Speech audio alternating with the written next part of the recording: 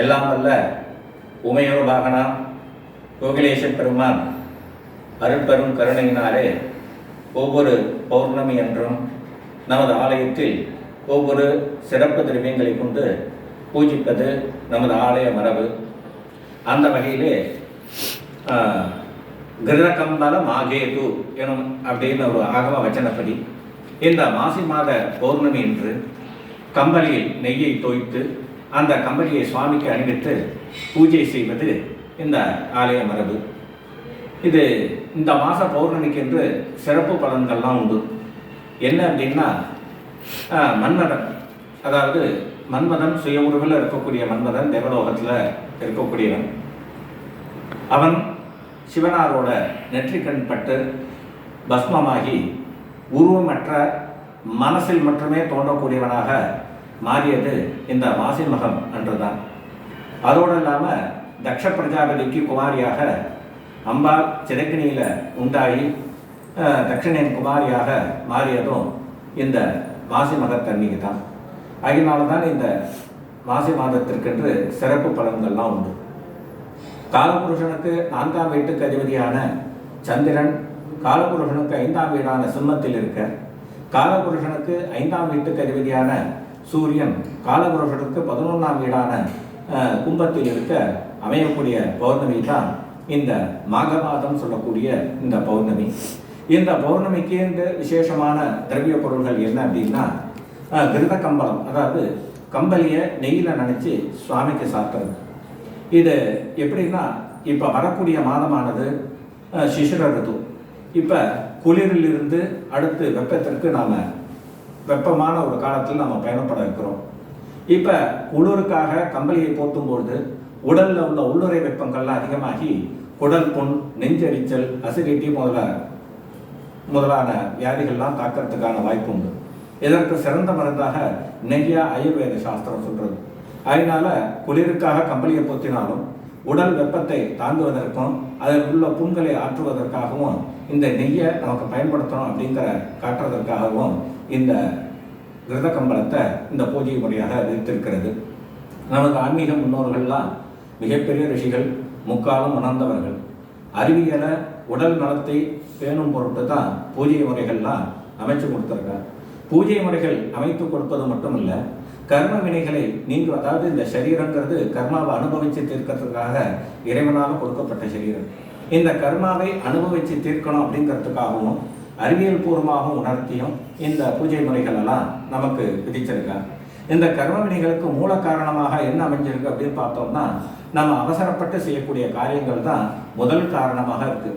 ஏன்னா பல காரணங்கள் இருந்தாலும் முதல் காரணமாக அவசரப்பட்டு செய்யக்கூடிய காரியம்தான் நம்ம கர்ம வினைகளுக்கு மூல காரணமாக இருக்குது. எந்த விஷயத்தை சொன்னாலும் அதை எதற்காக, ஏன், எப்படிங்கிற பகுத்து அறிந்து ஆராய்ந்து அதன் பிறகு அந்த காரியத்தை செஞ்சால்தான் நம்ம இந்த வினைகளிலிருந்து பாப கர்மாக்களிலிருந்து நம்ம பாதுகாக்கப்படலாம். அப்படி இல்லாமல் அவசரப்பட்டு செய்யக்கூடிய எந்த காரியமும் மிகப்பெரிய ஆபத்தில் முடிகிறதோடு இல்லாமல் மேலே மேலே கர்ம வினைகளை அதிகப்படுத்தும். இதற்கு அழகான ஒரு திருஷ்டாந்தம் ஒன்று உண்டு. அதாவது தமிழில் 50 காப்பியங்கள்லாம் இருக்குது. அதுபோல் சம்ஸ்கிருதத்தில் 50 காப்பியங்கள் அப்படின்னு ஒன்று உண்டு. அதாவது அதில் கிராதார்ஜுனியம் அப்படின்னு ஒரு மிகப்பெரிய காவியம் உண்டு. அது என்னன்னா, பாரவி அப்படிங்கக்கூடிய ஒரு மகாகவியால் எழுதப்பட்டது. அவரோட சரித்திரமே இந்த திருஷ்டாந்தத்துக்கு முக்கிய ஒரு உதாரணமாக இருக்கும். எப்படின்னா, அவர் சிறு வயசில் நல்லா படிக்கக்கூடியவர், எல்லாம் தெரிந்தவர், அன்போட பழகக்கூடியவர், தாய் தந்தையிடம் மிக்க மதிப்பும் மரியாதையும் உள்ளவர். ஒரு குழந்தை எப்படி இருக்கணுமோ அந்த முறையில், நல்ல முறையில் வளர்க்கப்பட்டவர். அதே போல இருக்கக்கூடியவர். அகம்பாவம், திமிர் இதெல்லாம் எதுவுமே இல்லாதவர், நல்ல வித்வத் சக்தி உள்ளவர். இப்படிப்பட்ட இருந்தாலும் அவர் தகப்பன் எப்பொழுதும் அவரை திட்டுறதும் கோபப்படுவதும் கடுமையாக நடந்துக்கிறதுமாக இருந்தார். இது அந்த வயசுலலாம் பால்யத்திலே விவாகம் ஆயிடும். உடனே இவருக்கு 15ஆவது வயசில் இவருக்கு கல்யாணம் ஆயிடுது. கல்யாணம் ஆன பிறகும் மனைவியின் முன்பாக கடுமையாக திட்டுறதும் கடுமையாக நடந்து கொள்வதும் கோபப்படுவதுமாக மகனிடம் இருந்தார்.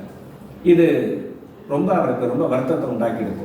ஆக தன் மனைவி இருக்கும்பொழுது தன்னை அவ்வளோ கேவலமாக பேசுகிறாளே, தன் மனைவி எப்படி நம்மளை மதிப்பா அப்படிங்கிற கவலையில் அப்பாவை கொன்னுடணும்னு அவசர முடிவு எடுத்துட்டார்.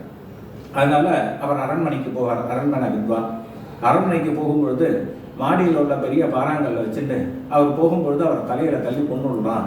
கொண்டுட்டு நம்மளோட கோபத்தை தீர்த்துக்கலான்ட்டு முடிவெடுத்து கல்லை வச்சுட்டு அவரை கொல்றதுக்காக காத்துன்னு இருக்கார். அப்போ வீட்டுக்குள்ளே அவரோட அம்மாவும் அப்பாவும் பேசிட்டு இருக்கிறது நம்ம காதில் விழுந்தது. அம்மா சொல்கிறா, அப்பா அவர் இப்போ நம்ம குழந்தை மற்ற குழந்தைகள் மாரி இல்லை, நல்ல அபார புத்திசாலி, மகா வித்வத் உள்ளவன், சொல் பேச்சு கேட்கக்கூடியவனாக இருக்கான், அமைதியாகவும் இருக்கான், நல்ல பிள்ளையாகவும் இருக்கான். அவனை எதுக்கு நீங்கள் தேவையில்லாமல் சதா கோவப்பட்டுட்டே இருக்கேன்? உங்களுக்கு தெரியாத சாஸ்திரம் இல்லை. லாலையே 5 வருஷானி 10 வருஷானி தாடையேத்து பிராப்தேத்து ஷோடசே வருஷே புத்திரம் மித்திரவத ஆச்சரியத்துன்னு சாஸ்திரம் சொல்லியிருக்கு. 5 வயது வரை குழந்தைய அவ்வளோ பாராட்டி சீராட்டி வளர்க்கணும். அதுக்கப்புறம் 10 வயசும் கடுமையாக கண்டிப்புடன் வளர்க்கணும். அதுக்கப்புறம் 16 வயசு கடந்துட்டான்னா பிள்ளைய நண்பனை போல நடத்தணும் அப்படின்னு சாஸ்திரம் சொல்லியிருக்கு. ஆனால் 16 வயசு கடந்து அந்த குழந்தைகிட்ட இவ்வளோ கடுமையாக இருக்கையில இப்படி இருக்க வேண்டாமே, அவன்கிட்ட கொஞ்சம் பாசத்தை காட்டலாமே அப்படின்னு கேட்கும்பொழுது அவள் அப்பா சொல்கிறார், அம்மா அவன்கிட்ட அளவுக்கு மீறின பாசம் நான் வச்சுருக்கேன். அவன் இல்லைன்னா நான் இல்லை அப்படிங்கிற மாதிரி என் உயிரே அவன் தான். அவன்கிட்ட நான் ஏன் அப்படி இருக்கேன் அப்படின்னா அதற்கும் ஒரு சாஸ்திர நியதி ஒன்று உண்டு. அதாவது பிரத்யக்ஷே குரவஸ்துத்தியா, குருநாதரை சுவாமியையும் நேரடியாக ஸ்தோத்திரம் பண்ணணும், புகழ்ந்து பேசணும். பரோட்சே மித்திரபாந்தவாக, அவள் இல்லாத போது நண்பர்களையும் உறவினர்களையும் அவள் இல்லாத பொழுது பாராட்டி பெருமையாக புகழ்ந்து பேசணும். அடுத்து காரியாந்தே தாசி திருத்தியாஸ்ட, அதாவது வேலைக்காரர்களையும் அடிமைகளையும் அவள் வேலை முடிஞ்சதுக்கப்புறம் பெருமையாக புகழ்ந்து பேசணுமா.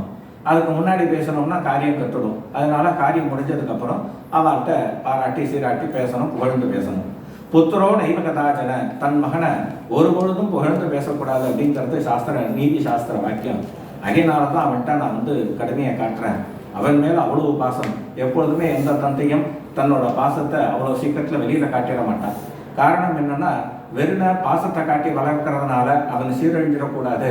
வாழ்க்கையில் கஷ்ட நஷ்டங்களை உணர்ந்து அவன் மிகப்பெரிய நிலையில் வரணும்னா எல்லா கஷ்டங்களையும் சகிச்சுன்னு போக பழகணும் அப்படிங்கிற ஒரு நோக்கத்தினால தான் எந்த தகப்பனும் கடுமையாக நடப்பார். அது ஒரு பலாப்பழம் போல. பலாப்பழம் உள்ளும் கல்லுமா இருந்தாலும் உள்ளுக்குள்ள சுளையா இனிப்பான சுளைகள் இருப்பது போல உள்ளுக்குள்ள அவ்வளவு அன்பையும் வச்சுட்டு அதை வெளியில காட்டாம மிக கடுமையாக நடப்பது போல வெளிக்குள்ள நடிப்பார். அது எவ்வளவு பெரிய கஷ்டங்கிறது ஒவ்வொரு தகப்பனுக்கும் நல்லாவே தெரியும். அந்த விஷயங்கள் எல்லாம் சொல்லி எதற்காக தான் அவரை நான் கடுமையாக நடந்துக்கிறேன், அவன் மேல அவ்வளவு பாசம் எனக்கு அப்படின்னு சொல்றாரு. இதை கேட்டதும் அவருக்கு ரொம்ப வருத்தம் தாங்கலாம். ஆஹா, இவ்வளவு பாசமுள்ள தகப்பனை நம்ம கொள்ள முடிஞ்சிட்டோமே, அவசரப்பட்டு ஒரு காரியத்தை செஞ்சுட்டோமேன்னு வருத்தப்பட்டு நேராக இந்த கல்லை தூக்கி கீழே போட்டுட்டு நேராக அவள் அப்பாவோட காலில் விழுந்து நமஸ்காரம் பண்ணி, பா நான் மன்னிச்சிருங்கோ, மிகப்பெரிய அபராதம் பண்ணிவிட்டேன், என்னப்பா அப்படின்னு இந்த மாதிரி உங்களை என் மேலே வருத்தத்தில் எனக்கு கோபத்தில் இருக்கேன், என் மேலே பாசம் இல்லைன்னு நினச்சி உங்களை கொண்டுடணும்னு நினச்சி கல்லெல்லாம் வச்சுட்டு ரெடியாக நின்றுட்டேன். நீங்கள் பேசினதை கேட்டதுக்கப்புறம் தான் என் மேலே நீங்கள் வச்சிருந்த பாசத்தை நான் புரிஞ்சுட்டேன். இந்த பாவத்திற்கு பிராயச்சித்தம் கூறிய நான் மன்னிக்கணும்னு நமஸ்காரம் பண்ணேன். பிராயச்சித்தம்லாம் வேண்டாம்ப்பா, எப்போ ஒருத்தன் தப்பை உணர்ந்துட்டாலும் அந்த தப்புக்கு பிராயச்சித்தமாகவே அது அமைஞ்சிரும். ஆகினால நீ எந்த விதமான பிராயச்சித்தமும் பண்ண வேண்டாம், நீ என்ன பண்ணுற வழக்கம் போல் நீ செயல்பாடு அப்படின்னு சொல்லும் பொழுது, இல்லை இந்த குற்ற உணர்ச்சி என்னை அப்படியே கொடுத்துட்டே இருக்கும், அதனால இதற்குரிய தண்டனையை நீங்கள் கொடுத்துட்டேன்னா மனசுக்கு சாந்தியாக இருக்குன்னு சொன்னதும், சரி அப்படியா நான் தண்டனையை தரேன். என்னன்னா, நீ ஒரு 3 மாத காலம் உங்கள் மாமியார் வீட்டில் போய் இருக்கணும், மாமனார் வீட்டில் போய் இருக்கணும். எதற்காக நீ அங்கே போய் இருக்கே அப்படிங்கிற காரணத்தை சொல்லக்கூடாது. அங்கே என்ன நடந்தாலும் சகிச்சுக்கணும். காரணத்தை சொல்லாமல் அங்கே உள்ள எவ்வளோ கஷ்ட நஷ்டங்கள் வந்தாலும் சகிச்சுட்டு 3 மாத காலம் நீ அங்கே இருக்கணும். அவள் சொல்கிறத கேட்டுண்டு இதுதான் உனக்கான தண்டனை அப்படிங்கிறார். சரி அப்படின்னுட்டு நாட்டில் எல்லாத்தையும் அனுமதி வாங்கிட்டு மாமனார் ஆற்றுக்கு போகிறார். 1 வார காலம் மாப்பிள்ளை வந்திருக்காருட்டு ஏகப்பட்ட தடபடலாம் விருந்தெல்லாம் நடக்கிறது. என்னடா அது 1 வாரம் ஆச்சு, மாப்பிள்ளை எதுவுமே சொல்லலை, என்ன காரணத்துக்கு வந்தாருங்கிற காரணத்தையும் சொல்லலை அப்படின்ட்டு வருத்தப்பட்டுட்டு அடுத்த 1 வாரம் என்ன ஆச்சுன்னா, அந்த விருந்து சாப்பாடுங்கிறது சாதாரணமாக ஒவ்வொரு கிரகங்கள்லையும் நடக்கக்கூடிய சாப்பாடாக மாறிடுது. அதற்கும் ஒன்று முதல் சொல்லலாம், அதையும் சாப்பிட்டுட்டு பேசாமல் இருந்தேன். ரெண்டாவது 2 வாரம் ஆச்சு, இன்னும் மாப்பிள்ளை எதுவுமே பேசலையே வருத்தப்பட்டு, டெய்லி எதுக்கு இவ்வளோ அப்படி சாப்பாடு போடணும், டெய்லி ஒரு தயிர் சாதத்தை மட்டும் கொடுப்போம் 3 வேளை அப்படின்ட்டு 3 வேளையும் தயிர் சாதத்தை மட்டும் கொடுத்துட்டு இருந்தேன். அப்படி இந்த தயிர் சாதத்தை மட்டும் எதுக்கு கொடுக்கணும், ஆற்றில் மாடுகள்லாம் இருக்குது, அதெல்லாம் போய் மேய்ச்சிட்டு வரட்டும், வந்த காரணத்தையும் சொல்ல மாட்டார், சும்மா தண்டத்துக்கு உட்காந்து சாப்பிட்டுன்னு இருக்காருன்ட்டு, மாப்பிள்ளை நீங்கள் போய் இந்த மாடெல்லாம் மேய்ச்சிட்டு வாங்க, சாயரக்ஷம் வந்ததும் சாப்பாடு தரேன் சாப்பிடுங்கன்னு சொல்கிறார். அதுக்கும் அவர் வருத்தப்படலை. இந்த மாடுகளெல்லாம் அழிச்சுட்டு அந்த வயல்வெளிக்கு போய் மேய்ச்சல் இடத்துக்கு கொண்டு போய் மாடுகளை மேய்க்க விடுறார். மேய்க்கும் பொழுது அங்கே உள்ள ஓலைகளில் மிகப்பெரிய ஒரு ஸ்லோகங்களெல்லாம் எழுதிட்டு வர அந்த ஸ்லோகங்களோட தொகுப்பு தான் கிராதார்ஜுனியம் அப்படின்னு சொல்லக்கூடிய மகாகாவியம்.